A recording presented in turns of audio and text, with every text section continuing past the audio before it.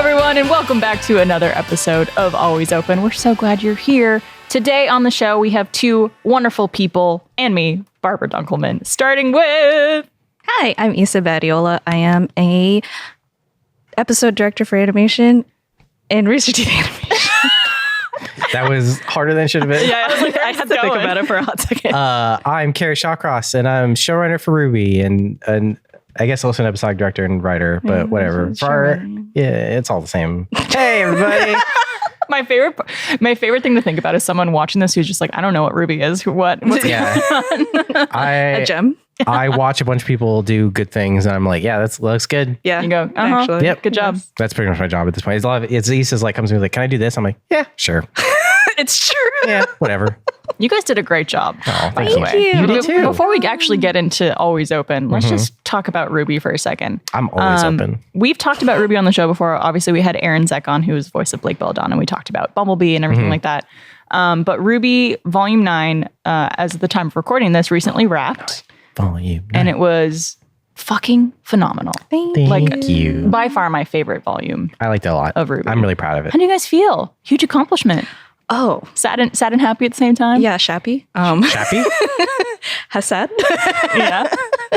Hassad. I think there's a common feeling, I think us like higher level creatives have, where we're kind of just like, wait, it's over. Yeah. We've been in this space for so long. I didn't want it to be over. Yeah. Yeah. There was such a good sense of camaraderie throughout the entire thing. A lot of ups, a lot of downs, but lots of ups too. But at least like for the downs, you're together. Yeah. Right? Yeah. Yes. It was definitely like very different too, because I mean the whole thing was work from home.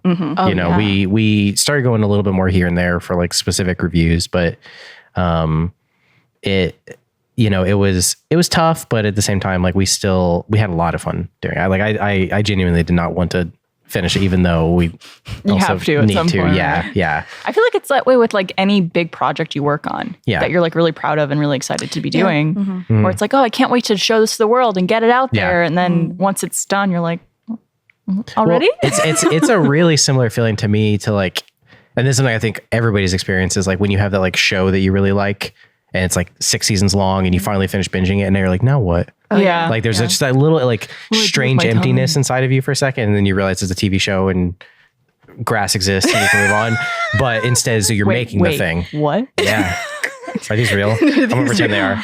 You could just go like this. I'm touching grass. You touch it and then you go, I feel better. Here's a question. This came up in a thing. I'm going to completely derail all of this really nice talk. Cool. At what point does something become a salad? Why is that not salad right there in front of me? Well, this is fake. Okay, well, let's get past that part. Pretend it's real. Let's get past that Technically, part. I would call it a salad, though. It's like Could it be a salad? a succulent salad. I think salad is something that's like usually a mix of more than one ingredient Okay. and is edible, right? Okay. And has some type of like vegetable in it, right? That would be a salad. I mean, like you described definition. You could have a fruit salad and a pasta salad. Yeah. Yes. Shit. Yeah. What's the definition of salad? Well, then it's a variety, right? Yeah. I'm just wondering, like, can I go outside, grab some leaves from a tree, pick a berry from a bush? Like, is that a salad? Yeah. Yes. Okay. That's all I want to know. Thanks. I do know That was it. we can rack up the show. Thank you so much for watching. This is great. I do know I have a few. Trust me, I don't know much about salad. If you want to take a look at me. I don't think any of us do. I think you look great. I appreciate it. Yeah, you do. You all look great. We're getting there. Thanks, friend. Stunning friends. Yes. I like I'm your blessed. top. Thanks. You do look very beautiful. Oh, stop that, guys. I need to say this because if you're listening on audio platforms and want to see how beautiful my guests are, you should come to the All Good No Worries YouTube channel and check them out. Good segue. Yeah. A+. Exactly. A+. 10. I've been practicing. Would go watch. We'd go watch. Yeah. But yeah, it's just like it must be kind of bittersweet. It is. Yeah, it is. I mean, it like, especially at the end, like the end of a season is always one of my favorite times because a lot of the hard work is done and like you've made the decisions already and it's just executing on those decisions, fine tuning. And there's also like a decent amount of like, I was going to sound none of my bosses, please listen to this, but like there's some like waiting around too. It's like, well, I'm waiting for this next export. I'm just going to talk with people. Hey, how you doing? You know, like that part's really nice about it. So, But I'm also like, I mean, we've been working on this volume for so long that I was just like so glad for people to actually finally Well, I was talking about this with someone else. I was like, I recorded these lines in 2020. Oh, yeah. And so it's like when the volume actually was coming out, I was like, I completely forget. We were writing volume 9 while volume 8 was airing. Oh my God. Yeah. So that was 2019? No, that was 2020. Because we the first week, what was supposed to be the first week of animation for volume 8 got postponed because of COVID. Oh, wow. Because everybody going home. So, and so as I'm saying, volume 9 was all home. I didn't prepare you for this question, but I'm going to ask it anyways. For both of you. What was the thing you were most proud of in this volume? Ooh, I have an answer pretty much. Go for it. The ending. Yeah. Last episode. How things shook up was, hold on, pause. Can we talk about the cut?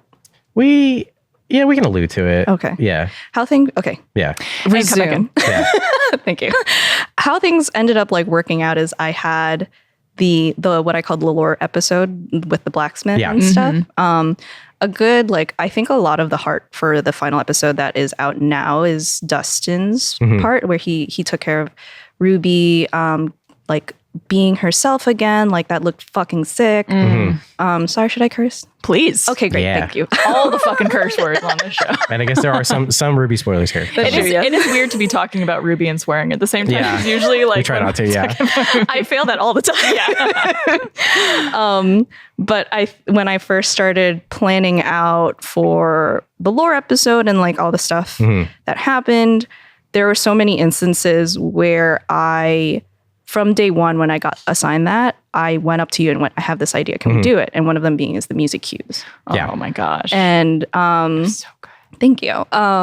It just, even to the point where I asked the editors, like, I need this music cue in as a temp immediately, like, because we cannot change this. Like, it cannot be any kind of temp. We just need to get it roped in as quick as possible. Yeah. And so they actually even like recorded themselves playing on a piano, like the slowed down version of This Will Be the Day, as temp for the animatic. And then it made it into the final. And then when things shook out, like this is how we ended it. And really proud of how that turned out. Because that was, oh my gosh, for me, I was just like, for one of the things where it was one of the few times where I visualized something in my head and I went, this is going to work out. Yeah. And then it worked out. And I'm like, oh, I'm good. Yeah. Hell yeah, you are. Hell yeah. That felt really good. And I'm really proud of that. What I love seeing so much, because I'm like, addicted to the reactions of Ruby and stuff like that. So I'll go on Tumblr and Twitter and I'll look up the hashtags and I'll look up this and like YouTube reaction videos and stuff like that. I love it when fans of the show find things that like, I don't even know if you guys intended, but like people are like, we always did. Do you see the way they're looking at this? Or like the way her body language is in this scene or like blah, blah, blah, blah, blah. And I'm just like, you guys you should be detectives. My God. But yeah. That whole last episode turned out so great. And there's just like, there's so many good moments in it. I agree. Absolutely. Which, by the way, Volume 9, Crunchyroll. Go watch it. Go watch it. It's incredible. Yeah. Leave a review. Thank you. We don't even know if it helps, but it just bigger number equals better. Also, like, you know, it's nice to read nice things about the thing you worked on. Yeah. I'm peeking behind the curtain here. It's really nice. I started, this is like tangentially related, but I started doing this thing a few years ago where anytime somebody said something nice to me, like over text especially, I would just like save it and put it in my favorites. Aww. So that just like if I was having a bad day, I could go back and look through it. Because it's like, it's really hard to ignore those things. Yeah, right. Definitely. And just like, like not ignore, but like have it happen and be like, oh no, don't talk about me. It's fine. And then move on. Right. But like having the ability to go back and be like, oh wait, yeah, no, this person went out of their way to say something nice to me. Like that was, especially when the negative stuff usually feels a lot louder than the positives. Sure. Yeah. And like, I mean, we talk about it all the time, how if you could read 100 comments, 99% are sweet and positive and kind. One is like really mean and you'll remember that one. Oh yeah. Or like that'll like stick in your head of just like, yeah, I am no good, or this was shit because this person thought so. Yeah. Usually what helps me a lot is then I'll just go into their user profile, like on Reddit or whatever, and see the other stuff they look at. And I'm like, oh, okay. Yeah. You just don't give matter. them context. Yeah. Just start building up this backstory. You're annoying as a person. I'm okay. 99% of the time on their Twitter profile, there's anime titties somewhere. Yeah. But like full out. They're like anonymous for a reason. And look, I'll still take the feedback to heart, but maybe not as hard. Maybe not as hard. Yeah. I mean, it's probably a cheap answer, but I mean the Bumblebee scene. I mean, I was just like really happy with how it actually turned out, and I just thought everybody who worked on it did such a great job. I'm really happy with how the first episode turned out, and that was the only one that I wrote and directed. But I have a lot of like flaws that I see in it, but I'm just, and not that there's not something that could be better in the Bumblebee scene, but I think overall it's just like better executed. So I think that one. I still cry. Like every export, that's why I'm proud. I always cry. Yeah. You and me both. Yeah. No matter what. Yeah. I think I watched the Bumblebee scene in particular upwards of like 40 times, not exaggerating. Yes. And then we had Aaron come do the show, and I saw that clip. We did a clip of like us reacting to the scene. You still cried. And I still cried. And I'm just like, I've seen that this is my 41st time watching this now, and it was Erin's first time. So she's bawling, and I'm like still tearing up, but I'm just like kind of like side-eyeing her to see her reaction. Oh, that's so funny. It was beautiful. Yeah, we have like when the season's going, we have twice a week dailies, which is, I know that's not how that word works. But twice a week. Yeah. And we just kind of, for whatever episode is in like production or like needs feedback. And like every time we watch that episode, there's just get slacks from like Yssa and Aaron. Every time. Just tears. Just like sobbing all the time. Sob Face. Well, but you guys did a phenomenal job. The whole team did. Yes. Hard again, agree. Go watch Ruby Volume 9 and all of Ruby on Crunchyroll. Yeah. Please. Like but let's get into our questions on our show. Yeah. Get to know you guys a little better. I'm sorry in advance. I'm sorry. Something I was thinking of this morning that I wanted to ask you guys to kind of get things going, get some icebreaker in. What is the first thing you do when you wake up? Honestly. And maybe what you want it to be. Oh. Honestly, and what it should not be is check my notifications and check Twitter. Oh. Yep. Yeah. Interesting. And usually Reddit. Yep. I've read so many things about how like don't check your phone for the first even like 30 minutes of being awake because it apparently like messes with, your brain chemistry and your serotonin, which I could understand because it's like, oh, I'm reading just the news and people being, angry about stuff. Yes. Humans. Yeah. I literally, my alarm will go off and I'll be like asleep, pull my phone up and just like look at my notifications. Well, because I just like, for me, I need something to start to wake my brain up. Right. To make me want to get out of bed. Because if not, I'll just keep sleeping. I have that in terms of, it's going to sound really tweezy. Yeah. I wake up because I hear my partner get up and start getting ready because he walks the dog. Gotcha. And so I start kind of just like waking up. There are days where I don't. I'm just like dead asleep. But most of the time I wake up and he kisses me awake. And then he goes and leaves to walk the dog. And my eyes will just like, boom, like pop open and be like, he's out. Oh no, I gotta get up or else I feel bad. So do you not set an alarm? I don't. Oh, wow. I wake up naturally. I do too, to a degree, but I still set an alarm. I do set an alarm for like important stuff, obviously. Yeah. But most of the time I just wake up naturally. I have this issue now that I'm realizing, and I don't know if it's like because you get into such a rhythm and like because you wake up the same time most days for work or whatever it is. I wake up now at 8:30 on the weekends. And I'm like, what? No, stop it. Go back to sleep. You still have time. And I'm like, body. Oh. I'm one of those guys. I set 5 alarms and I hit snooze for an hour. Yep. I'm that one. I'm a snoozer. I'm a snoozer. Because what inevitably happens is like I'll set my alarm for like 8:30 or 9 and I'll wake up because of either like the light or my cat at like 6:37. And it's like just early enough from when I normally need to get up that I'm like, I'm not going to wake up now. I could still go back to sleep for an hour. And then I never just sleep for an hour. Yep.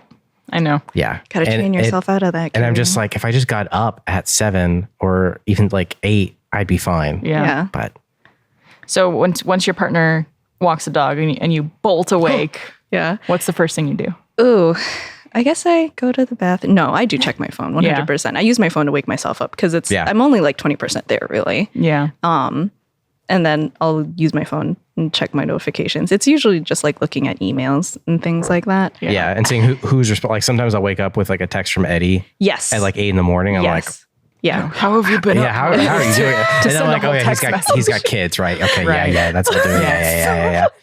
That happened actually this morning. Like I woke up and he had already asked me a question. I was like, what? Why are you asking me? What? I mean, he was probably like working out. He's responsible. I'm not, Yeah. There's plenty of friends I have who I'm like, I can't text you past 10 p.m. Yeah. But you'll probably text me at like 7:30. Oh yeah, 100%. Yeah, Yes. because of your kids. Yeah. Well, hey, you know what? They need to put on that do not disturb mode automatically. Yeah. Not to get too tangential on this, Oh, but I saw this kind of method online about being on your phone less, which is something I really struggle with and want to work on. And I always say I want to work on it, but then I fall right back into the habit. Sure. It's basically like you turn your notifications off, and then you have a schedule where you check your phone every half hour the first day. Okay. And like use it to answer messages, Stuff, emails, like whatever notifications you did get. The second day, turn off notifications. You check once an hour. And then you have it so like you could be on your phone for like a 30-minute period, but every 2 hours. And you just kind of like eventually whittle down to where you're not feeling the need to constantly be checking. Oh, interesting. Or like looking. What if somebody sends me an email that I don't need to get back to today, but I feel like I do? Barbara, I can't help you with that, Kerry. Barbara. You mean every single email? What if I get a Slack and I need to sit there waiting for the typing notification? I think it's hard with I think it depends on your profession, obviously. Sure. For sure. I think like with what we do and some of the work we do, if you're not answering your Slacks when you get them, you're inconveniencing someone else. Oh yeah. Yeah. So it's kind of face you made. Yeah. I had this thought before, and I think that this would simultaneously be a good thing and the worst thing ever. But sometimes I've wished, like when I was having a conversation with somebody over Slack or something like that, where I was like, we're having a back and forth. Like we need to be talking right now. I almost wish I got a notification when they were typing. But I realized that would be terrible miserable for you. Yes. Yeah. I mean, you could see if someone's typing. You can, don't yeah. But like, it's like, so I feel like I have to. So you can. So I can go do something else and then come back. Oh, they're about to send me a message. Like stop the other thing I'm doing. But I think it's more harm than good. Yeah. That's the equivalent of an Apple Watch. I guess they don't tell you typing though, do they? No, or I guess in just terms having of it just with having you it all the with time. you all Yeah, the time. that's true. Yeah. But then, that's yeah, I feel like having the ability to get a notification when you're typing is like at the end of, was it Dark Knight or Dark Knight Rises? I think I've seen those. Wait, like the surveillance technology, and they're like, he has to destroy the dark. He's like, you have to destroy this. Like that's what we have to do. Maybe I need it for one conversation, but it shouldn't be a feature. So funny. Yeah, it shouldn't be a feature. Just for one. Yeah. Well, let's get into some of the questions we got today. Okay. Yeah. We had some wonderful questions submitted to us via email, which, by the way, if you would like to send us an email with a question, you could email alwaysopen@roosterteeth.com. As always, we would love to hear from you. Send them anything. Anything. Recipes. Ooh, that'd be cute. Cool games that you want to play. Yeah, just have a chat. Yeah, Don't. Do it. Who has to answer it? Who knows? Okay. All right. Time will tell. Yeah. Not me.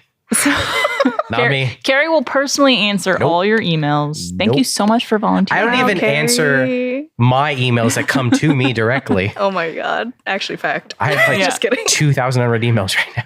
I just ignore them. I don't even want to know how many I have. Yeah. Let's not talk about it. Oh no. Let's answer questions. So here is real. Our first question. Okay. I'm a guy in his mid-20s. I don't have a body that anybody finds attractive. I have never been on any dates, kissed anyone, or done anything else of the kind. Nobody has ever liked me. I don't have any confidence to put myself out there to try and find anyone that could like me. Watching things, any media, it makes me feel that by my age, I should have done something by now. I'm trying to improve my physical image by losing weight, but every time I try, I just think it's pointless due to the past experiences whenever I've liked someone. It has destroyed my confidence. I would love to know how to feel more confident in myself, even just the slightest bit. That's the question. So sorry to hear that you're dealing with this. Did I submit this? I'm just kidding. Oh, okay. Body confidence is tough. It is. And especially... media has ruined so many people's confidence and body dysmorphia and everything like that because you see, TV shows, movies where people have to be in a certain type of way or like typically look a certain way because they're in this piece of media. And are probably getting paid to stay in that shape. Right. Yeah. Or it's a part of their contract that they have to stay in that shape. And it's not something that normal people can do. Or have access to. Yeah. Or that normal people look like. Or just got good genes. Both fashion-wise and genetics. Yeah. I mean, first off, I would say that it doesn't matter what your age is. I mean, like everybody does things at different times. And mid-20s. Like I mean, I think what I've discovered about the mid-20s is that I think a lot of people in that age range think they're supposed to be doing something by then and think that they're supposed to have certain experience of it by then. But then once you get into your 30s, you're just like, I was so young. Yeah. Like, what? Like, why did I think I needed to rush into this thing or do that or try that? Like, your 20s is to basically start discovering who you are. Yeah. Yes. Yeah. Did you hear that adolescence, the age is up now? Like they increased the age of adolescence. What do you mean? So before, adolescence used to be in your teens, right? Like you officially leave 18 when you're 18, like you're out of adolescence now. And you're an young adult. Yeah. And you can go fight in war. And smoke. And smoke, but not drink. But not drink unless you're in Japan. Or certain places in Canada. Or most places besides America.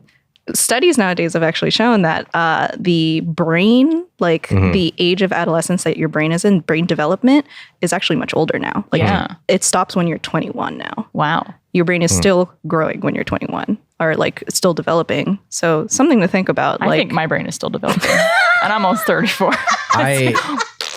It's still becoming wrinkly. I'm gonna sound old for a second, but being 31, almost 32 now, you're going to be 32 by the time this comes out. I will be 32 by the time this comes out. 30s are pretty great so far. Oh, yeah. You know?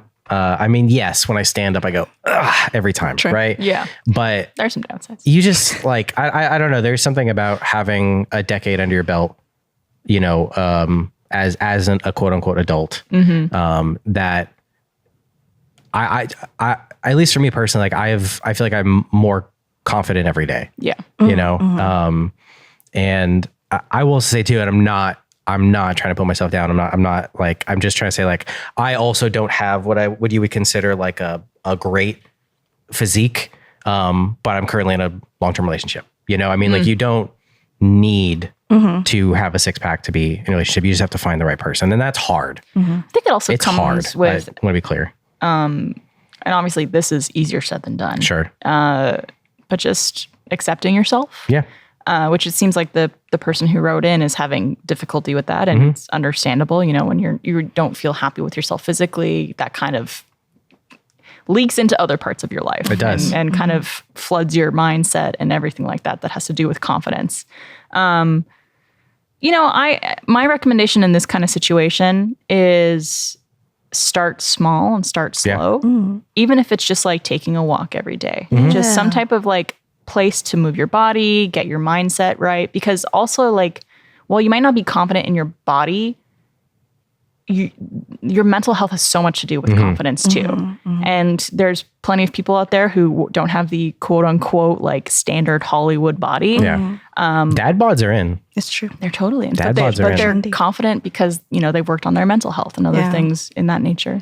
I have a thing too as well. Like I think foundationally, I've always thought of that advice that was like, oh, how can you love someone else if you love yourself, right? If you don't love yourself. Yeah, if you don't love yourself. Yeah.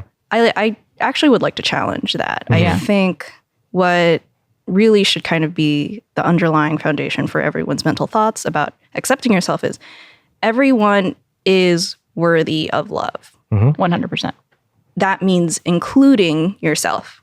And so if you go about it, perhaps if you can like, if this person can perhaps like start thinking that way, that could help with the idea of accepting yourself in terms of like, you forgive yourself a bit more often for not doing, like you let go of a lot of your expectations when it comes to things that like you should be doing. You almost need to think of yourself as like your best friend instead of yourself. Yeah.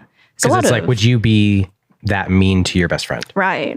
Or your partner or your mom. I mean, someone like, you know, yeah, exactly. Just think like, take a step back. Yeah. You know, it's like, instead of operating under like really challenge why you say you should be doing something I learned in therapy.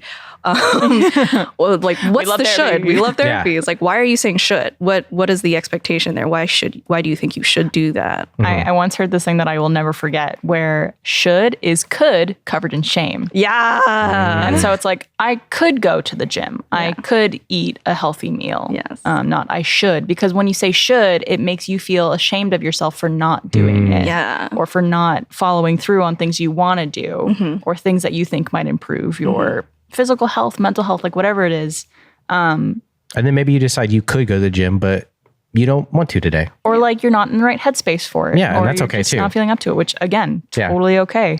But obviously a lot of things, if you want to improve, are habit forming. Yeah. Like you do have to, not have to, you could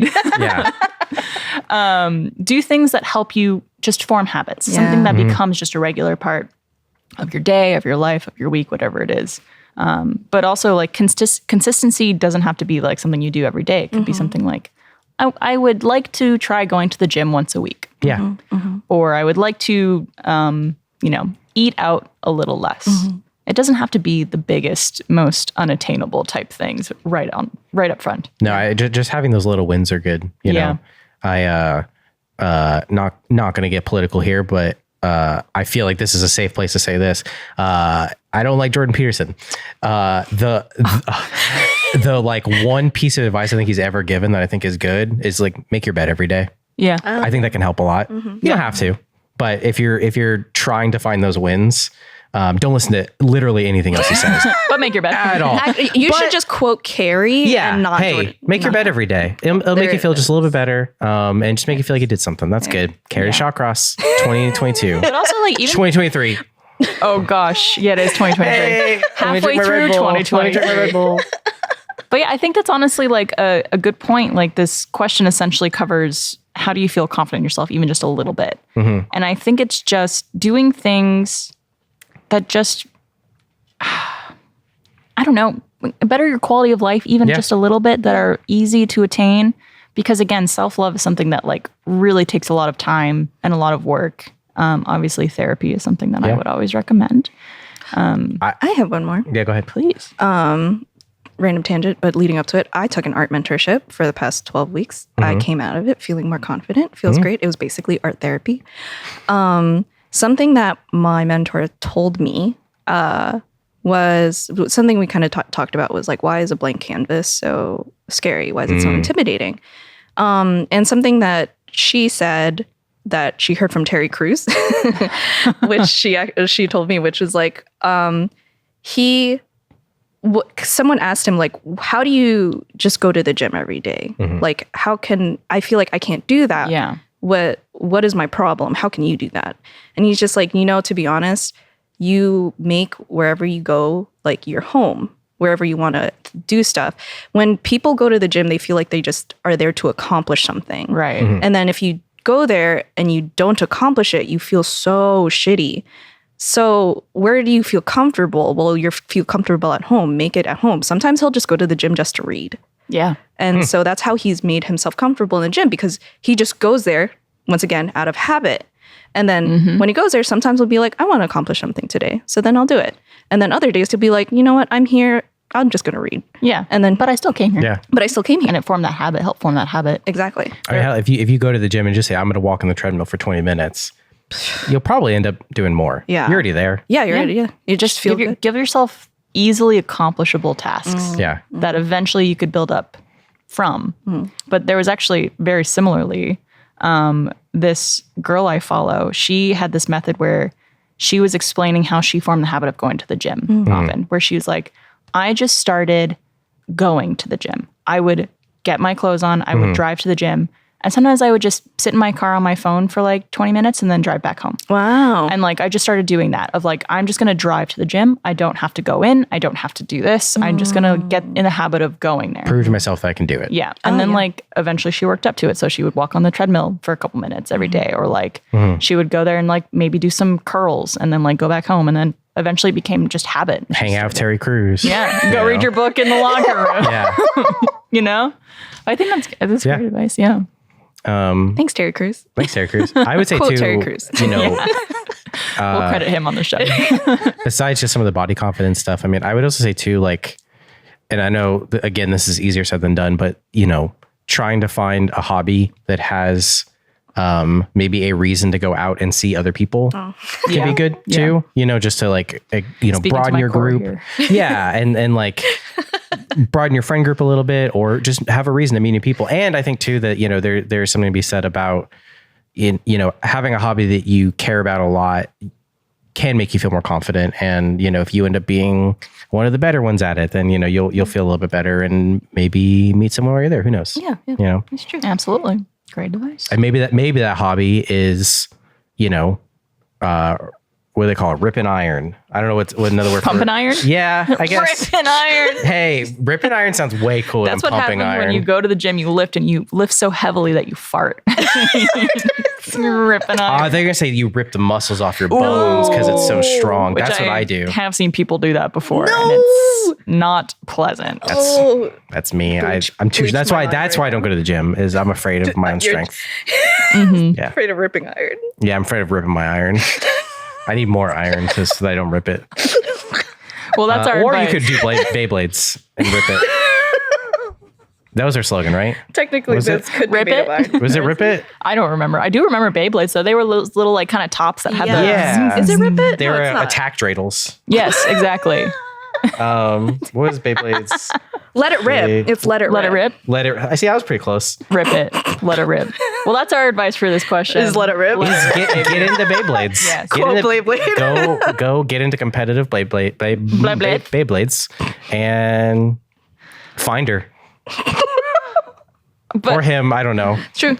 Them, whoever. Them. But in reality, too, for this question, just to wrap things up, you are worthy of love and as someone to love you and you to love yourself. And be kind to yourself. That could take a lot of work and a lot of time, and just be patient with yourself. You're worth it. Change overnight. Absolutely. Yeah. You're worth it. You know that 11 a.m. feeling, that after breakfast, not quite lunch, you're looking for a snack that's easy and filling, and you are so freaking famished feeling? If that's you, you need to try nuts.com. Nuts.com is your one-stop shop for freshly roasted nuts, dried fruit, sweets, pantry staples like specialty flours, and more. Their wide selection means there's something for everyone. I love the package I got from nuts.com. There's dried mango, there's this really tasty trail mix, and so much more. Everything has been delicious and nutritious, and the perfect snack for when you're feeling hungry but don't want to have a big meal. Cannot recommend enough. There's so many good options to choose from. You could shop a la carte or opt into hassle-free auto delivery so you never run out of your favorite items. Plus, nuts.com offers plenty of gluten-free options, organic choices, and other diet-friendly products. Right now, nuts.com is offering new customers a free gift with purchase and free shipping on orders of $29 or more at nuts.com/open. So go check out all of the delicious options at nuts.com/open. You'll receive a free gift and free shipping when you spend $29 or more. That's nuts.com/open. Hey everyone, we wanted to take a moment to remind you that RTX 2023 is happening this July 7th through the 9th. RTX is our favorite time of the year, where we get to interact with all of the amazing people that give us the opportunity to make content like this show. It's a celebration of all things Rooster Teeth, with panels, special guests, community artists, cosplay, and so much more. There will be exclusive reveals, meet and greets with Rooster Teeth talent, and special merch available only at the event. We're also changing up how we do the convention this year and how it feels. It's going to be so awesome, you guys. Imagine a mini Epcot-style convention show floor with different attractions and activations from your favorite Rooster Teeth brands, all wrapped up into a summer camp theme. It's the summer camp for indoor kids, with Face Jam's Rat and Crackle Pub, a Red Web escape room, a Fuckface museum, Achievement Hunter mini golf, and even more cool stuff that we are saving for attendees to experience in person. Thank you guys for, listening to us talk about RTX. We are just so excited about it, and we're looking forward to meeting all of you guys there. So head over to rtxaustin.com to get more information about the event and, of course, to buy your badge. I better see you there. All right, let's go to our next question.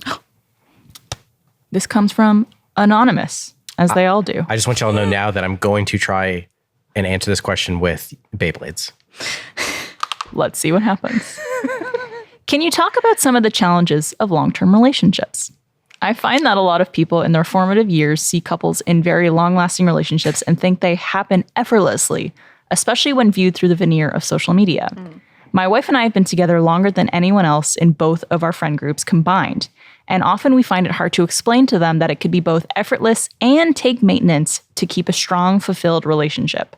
Not asking you to air any private issues, just wondering what advice you could give maturing couples. I mean, I've had a relationship with Beyblades for a very long time.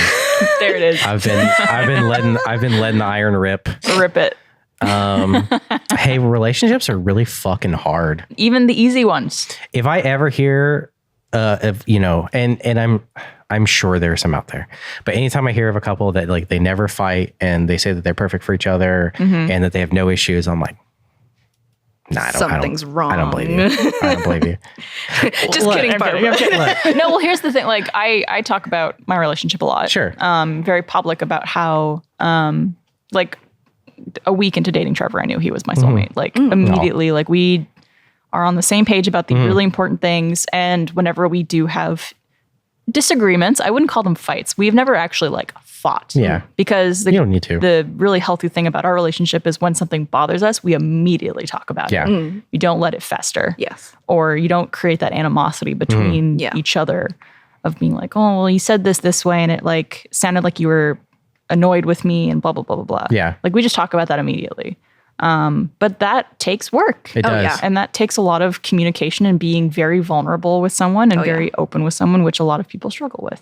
And I, you know, I don't know, it takes more than just that. Cause like, I don't know about Trevor, but I mean like just in time I've known you, you've had several, you know, like decently long relationships, you know, serial monogamist. There's the term. There you go. Yeah. So, I mean like, you know, you also learned a lot before you even got to him, you know, and I think we're able to take a lot of that in and start on a better foot than others who maybe haven't had that. Yeah. And I think, you know, it's definitely possible to find someone, you know, in your first relationship that you feel like you connect with perfectly and have like a great relationship. But I also think a lot of people get discouraged when relationships end or they break up with people or they had a rough patch with, you know, a relationship that they did have. But it's like, well, it does suck in the time that you're dealing with it, but eventually you'll realize that that is for the best. And if something is not meant for you, it passes.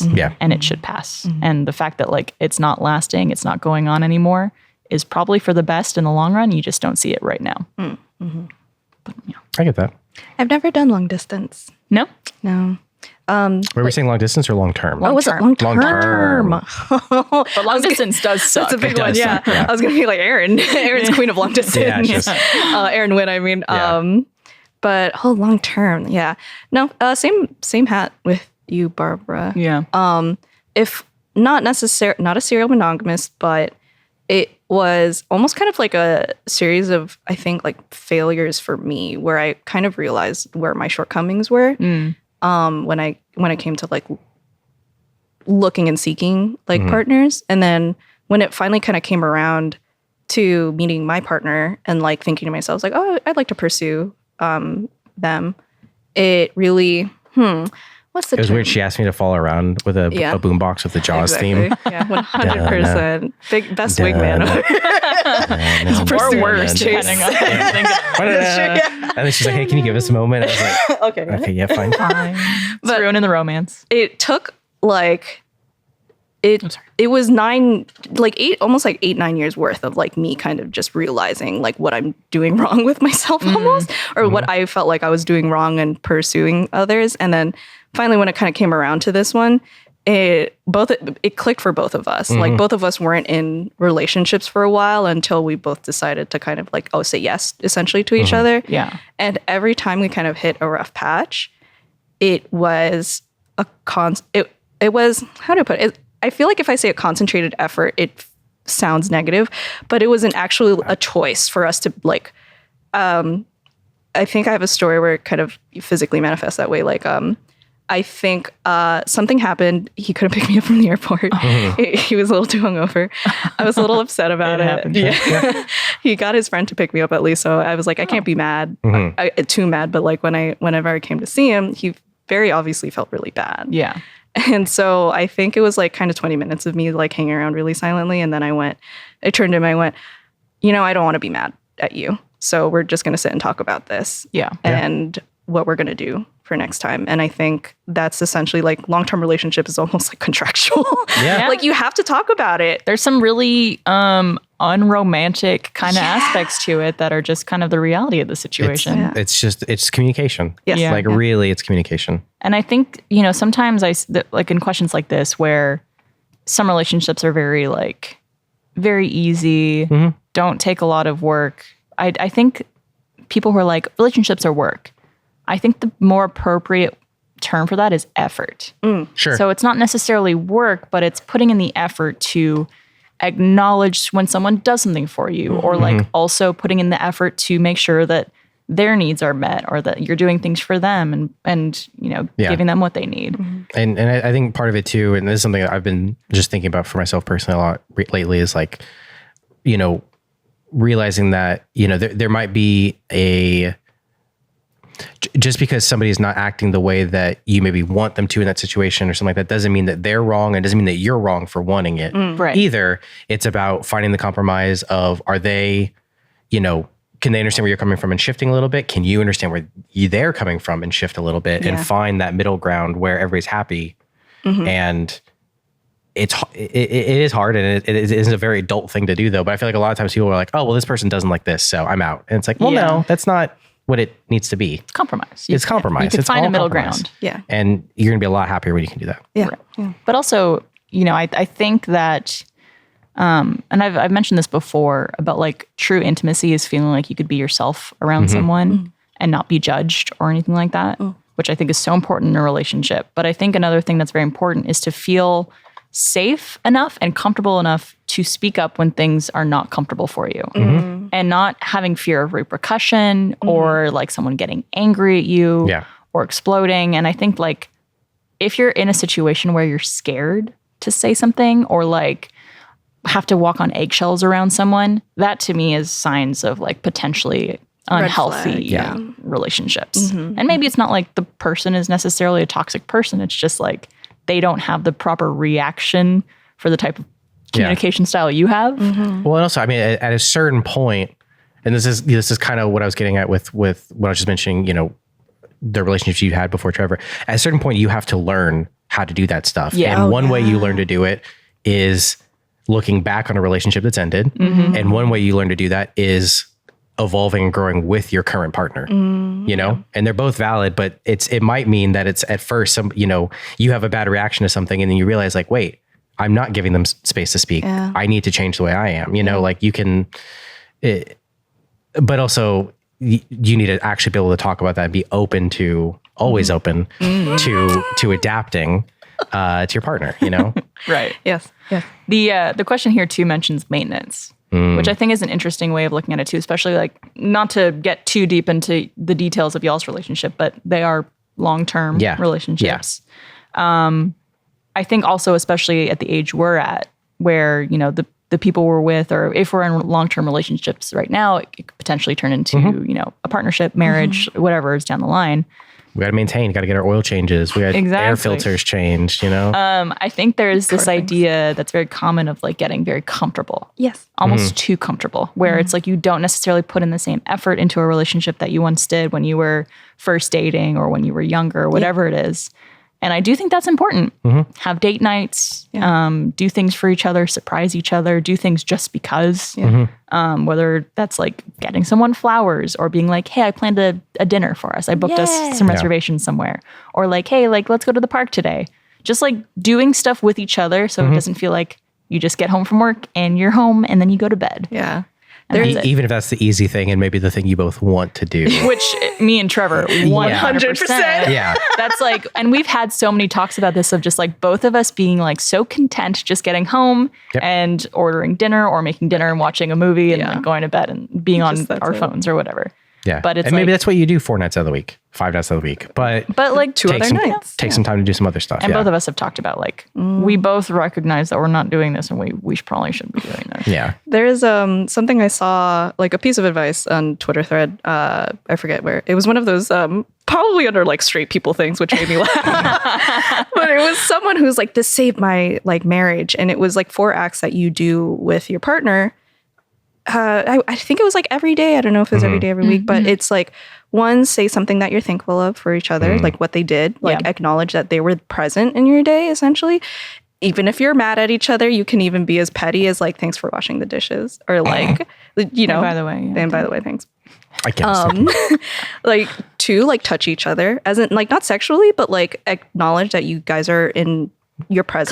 Cuddle, hug, kiss. Yeah. Like sometimes there are a lot of relationships where I'm just like, people are like, you don't even like really like kiss me anymore. And I'm like, wow, that's crazy. I love kissing. Yeah. Oh my God. Touch is my love language, especially after the pandemic. Yeah. Oh my God. I'm not trying to feel the warmth of his body. All I do is just like put my hand on people. I told my partner, I was like, I do this all the time. And I'm like, I hope the other person isn't uncomfortable. Yeah. But I'm going to do it more now. Just like, but I'm obsessed. Yeah. I've been one of the people and it's okay. You're good. Thank you.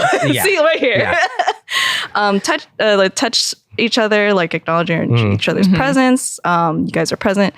3, like check in, like see if there's something that, you know, that's the place where you're vulnerable, you're open. Yeah. You're like, okay, there was something you did today. It was a little off. Can we talk about that? Or I felt this way, etc.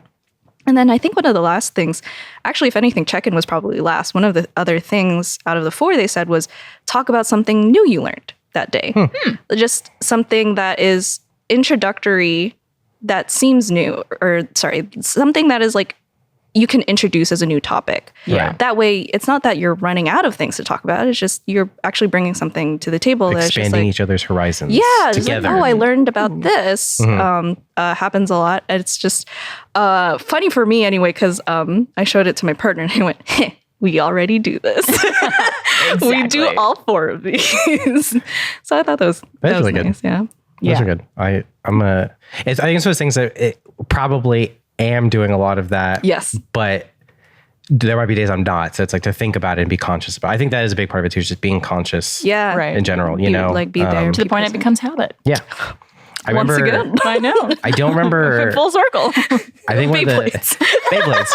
Start doing circles. Couples Beyblades. Yeah. And then you could like make a Beyblade together. Like someone hands it, and then the other person. That would be cool. One piece of advice I heard a long time ago, I don't remember. It was probably a podcast because that's where most information comes from these days. Like this one. Yeah. So I'm just passing it on. So now it's coming from me. But, you know, a relationship is 50-50, right? Right. Each partner should put in 60%. They should put in just in case the other partner can't that day, you know, or in general, then you're just doing that much better. Now you're getting extra credit, you know, but if you just put in a little bit more than you think you should, then it comes across as you know, showing that you care and showing that you're thinking about them, and just like it just leads to a better experience, you know. Absolutely. It's very very Full Metal Alchemist brotherhood. Yeah. This is Winry Rockbell moment. Yeah. Go pass equivalent exchange. Yeah, it's just like, why? I'll just give you my entire life. Yeah. It's the whole 100%. All 100%. Just me crying. Oh my God. God. Oh God, all the time. Well, that's something too that I think is watch long anime series with your partner. That's what you should do. Oh, that's a good one. Like Ruby. It's not even that long. It's not even that long. You finish it in a couple days. Yeah. I think that's interesting. I would say too, like, yes, a relationship should be 50-50. You should be, you know, putting in as much as you're getting. But there are definitely days where it's 90-10. Yeah. Oh, absolutely. Or like 75-25, like whatever it is. Absolutely. Like, speaking from experience, I know there are times when I have really bad days or like really just can't put in the effort. And Trevor acknowledges that and helps me. Like, he'll cook dinner and he'll clean and like make sure things are taken care of, and vice versa. Where like he's really down and feeling, you know, he can't do much or doesn't want to get up or whatever it is. And I'm helping him with stuff. So it's always, trying to balance that out 100%. in a relationship. And tough part is if you're both having tough times, and then it's like, well, at that point, you do what you can for each other, but if you're both having tough times, then you'd order delivery. Exactly. Stay in bed. A group hug. I've also found too, it's like, I think like early in my life, I think I had the want to just like, well, I'm not going to say anything. Like I want them to see that I'm having a problem and deal with it. But it's like, it's just not fair. It's just like, people aren't mind readers. They're not. And just be vocal about how you're feeling and be like, hey, I need you to take care of me today. Yeah. And if you don't feel safe or comfortable doing that, you should probably look at the relationship you're in and see if it's right. Yeah. Because if you don't feel safe or comfortable saying, hey, I'm feeling this way or blah, blah, blah, or like what you said made me upset. Yeah. Mm-hmm. I mean, that should be, that should be an easy thing. Absolutely. Finding the solution may not be easy right off the bat, but being able to talk about it is really important. Yeah. There's also another thing I saw. I don't know if I'm going to get the terminology correct. It's called bids, when your partner has bids for you. Oh, right. Where it's something as simple as just like, oh my God, look at this picture of this adorable cat. Mm-hmm. And, ideally in a healthy relationship, your partner would be like, oh my God, yeah, that cat is so cute. Thank you for showing it to me.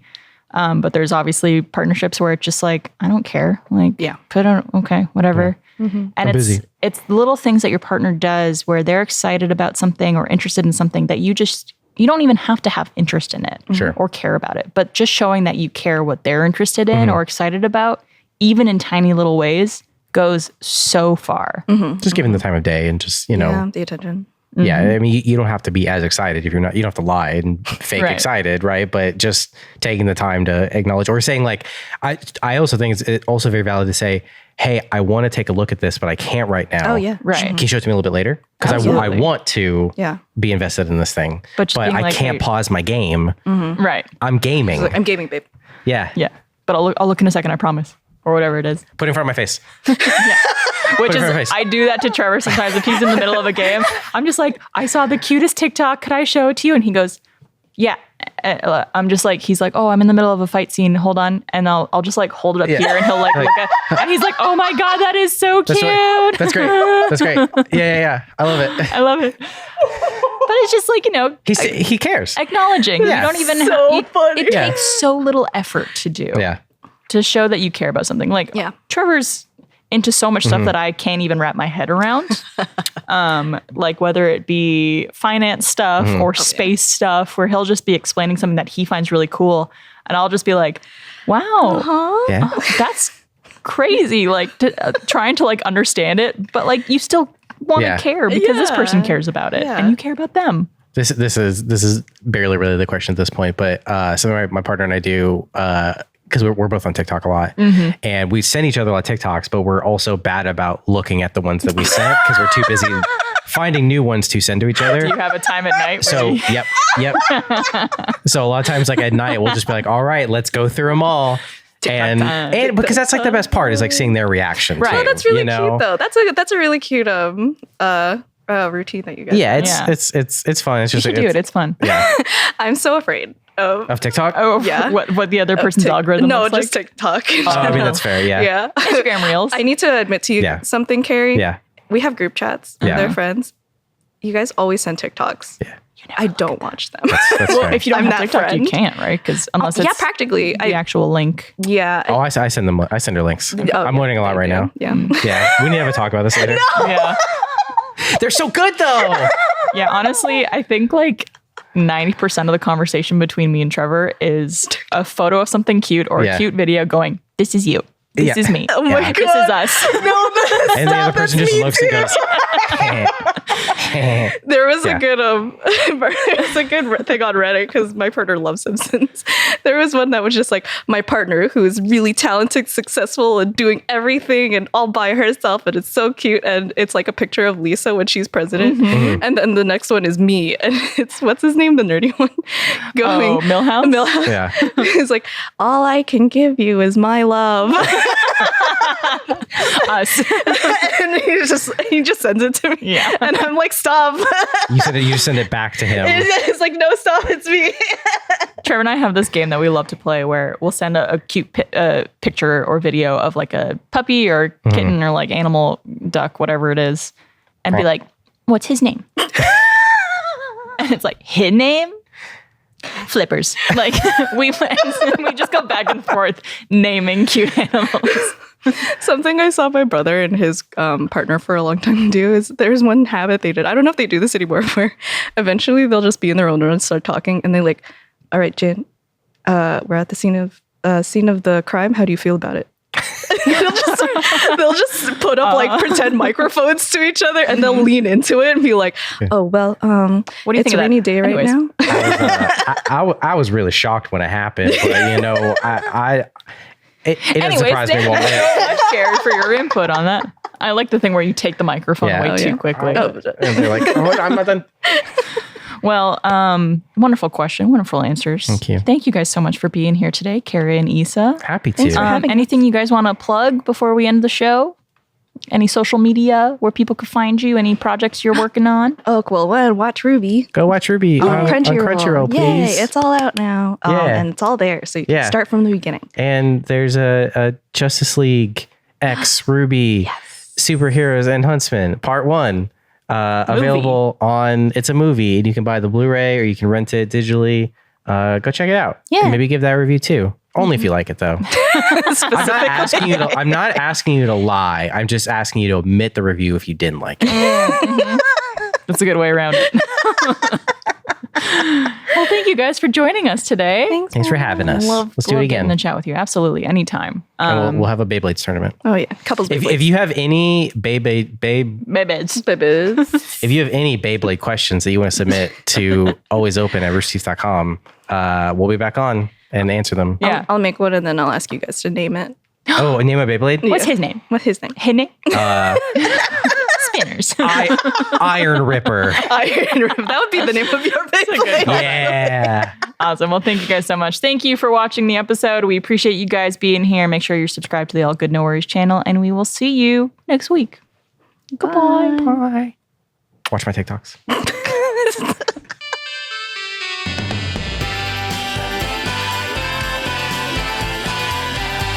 Hey guys, thank you so much for watching that episode of Always Open. If you're not already, please subscribe to our channel for new episodes every single Tuesday.